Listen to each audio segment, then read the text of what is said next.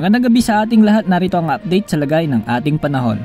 Patuloy pa ring makakaapekto ang easterlies o ang mainit na hangin mula sa karagatang Pasipiko sa buong bahagi ng ating kapuluan. Makikita natin sa ating satellite animation na may dala pa rin itong kaulapan sa bahagi ng Caraga, Davao Region at sa may Northern Mindanao. Kaya ngayong gabi, asahan pa rin ang maulap na kalangitan at kalat-kalat na mga pag-ulan, pagkidlat at pagkulog sa mga nabanggit na lugar.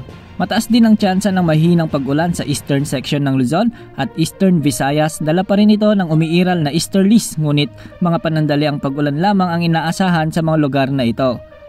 Sa Metro Manila at iba pang bahagi ng Luzon ay asahan ang maliwalas na panahon ngayong gabi, ngunit asahan lamang ang mga isolated na mga pag-ulan dulot naman ng mga localized thunderstorms. Asahan naman na may mga mahinang pag-ambon bukas sa bahagi ng Northern Luzon, Cordillera at ilang bahagi ng Cagayan Valley. Sa kasalukuyan wala tayong namomonitor na low pressure area o bagyo sa loob man o labas ng ating area of responsibility hanggang sa mga susunod na mga araw. Para naman sa lagay ng ating karagatan, wala tayong nakataas na gale warning saan mang bahagi ng ating karagatan. Ngunit pinag-iingat pa rin natin ang ating mga kababayan na maglalayag sa extreme Northern Luzon dahil posibleng makaranas ng moderate to rough sea conditions ang mga karagatan dito. At sa natitirang bahagi ng ating bansa, magiging banayad hanggang sa bahagyang maalon ang mga karagatan dito.